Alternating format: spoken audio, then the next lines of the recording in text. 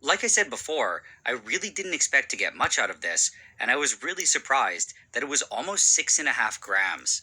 All of this was then combined with my other gold powder, and my total now was 81.6 grams. At about $42 a gram USD, this is close to $3,400, or about 4,500 Canadian. This was way more than I ever imagined I'd be extracting from my patron, considering when he first pitched it, he just said it was some gold plated stuff. However, I was really happy it turned out this way because it made the project a lot more fun. But in any case, the last thing that I had to do now was to melt all of this powder down into a solid chunk. To do this, it was pretty simple, and the first thing that I needed was that small porcelain dish that I got in that kit from Amazon. Then I picked up some borax from my local hardware store, and I also got out my torch. This dish had never been used before, so I had to give it a glaze. This was done by first getting it really hot, and then sprinkling small amounts of borax onto it.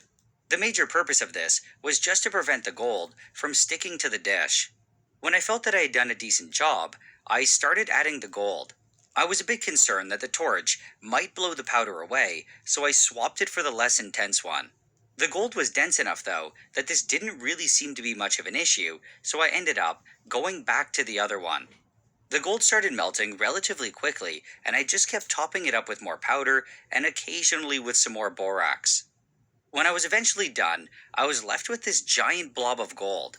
I let it cool for a few minutes so that it would solidify, and then I knocked it out of the dish. I dunked it in some water to cool it down quickly, and I also washed it a bit to get rid of any borax residue. The final result was this giant chunk of gold with a mass of 81.31 grams. This was a bit less than the powder that I started with, but that was probably because the powder still had a bit of water or moisture left in it. As I mentioned before, this was more gold than I'd ever held before, and because it was so dense, it also felt abnormally heavy. Now that I had this huge piece of gold, I wanted to do some tests on it. I had always heard that gold was really malleable and soft compared to other metals, and I wanted to see for myself. I did try bending it with just my fingers, but it was absolutely impossible, so I moved on to using tools. The first thing that I tried was to push on it with a steel spike, and I was kind of able to stab it in.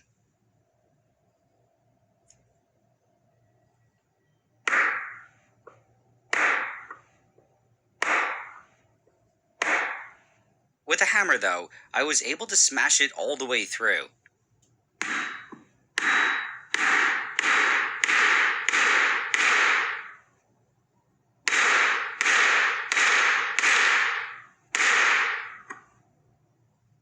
And when I took it out, I had this nice little hole in it.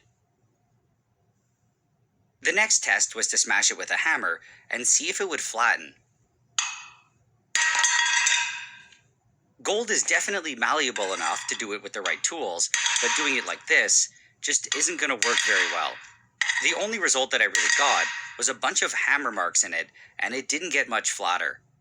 Now the last test was to see if I could cut it with a pair of pliers. With some soft metals this is easy to do, but the gold was relatively tough. I was able to pull some very small pieces off, but that was about it.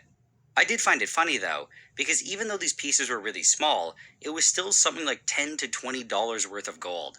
From these few tests, I saw that the gold was definitely malleable, but it wasn't nearly as much as I thought. It's still enough, though, that making something out of pure gold might not be the best idea. With jewelry, things like rings and chains would definitely deform over time and potentially break. This problem is fixed, though, by mixing it with other metals like copper, silver, or iron, which greatly increase its durability. Did you know that you can view your exact location on a map, whether you're in the middle of the city or the middle of... But anyway, the piece now was all mangled, and I just couldn't leave it like that. I wanted to fix it up, and I thought that it would be cool to make some small gold bars. So I put everything back into my dish, and I started melting it. And at the same time, I heated the graphite mold that I got with that kit on Amazon. When it was all liquid again, I picked up the dish, and I carefully poured in some of the gold.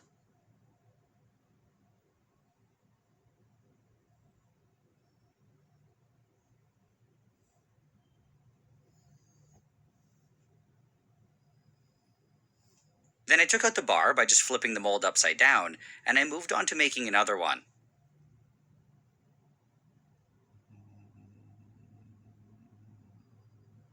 And after that, the last bit of gold was just enough to fill one of the smaller ones.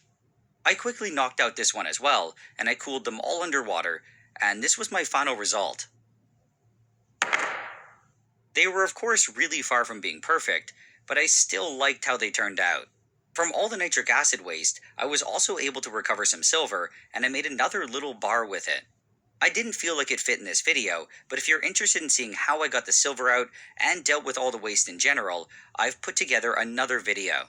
This one though isn't posted on my main channel here, and can be found on my other one called Nile Blue, and there's a link in the description. As one final thing after all this, I went to a company called Kitco, and I had them test the purity of both the gold and the silver. They initially told me that they were both 100%, but they didn't know that I wanted a printout of the results. So I had them run it again, but this time, the results were slightly different. The silver was still 100%, but it said that the gold was 99%, and the rest was tungsten.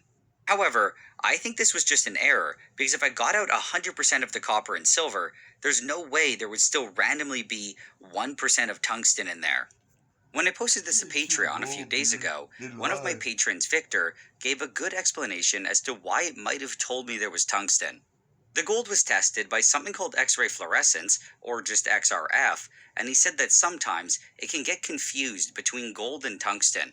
This is because with XRF, the tungsten and gold peaks are very similar.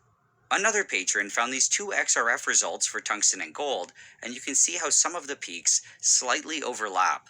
Victor also told me that I didn't even need to encord for this video, and there's another method that can be done where the jewelry is directly treated with the Aqua Regia. This method would not only save a lot of precious nitric acid, it also might be a lot faster, and it has way less copper waste. But anyway, in conclusion, I was able to extract the gold, and I didn't totally screw it up. The only sad part now is that I don't get to keep the gold, and I have to send it all back to my patron. But either way, him sending it to me in general was still really nice and, well, trusting, so a big thanks goes out to him for that. If any of you guys are interested in just donating your gold to me though, I'm definitely open to it. Now before I go, I just wanted to quickly mention that I also have an Instagram account. I post a lot of stuff there, some of which never makes it to this channel, and I also post stories which cover some of the projects that I'm currently working on. And if you were following me, you would have known that I was working on this whole gold project. I also sometimes post some really high quality content like this as well, so you should definitely consider checking it out. As usual, a big thanks goes out to all my supporters on Patreon. Everyone who supports me can see my videos at least 24 hours before I post them to YouTube. Also, everyone on Patreon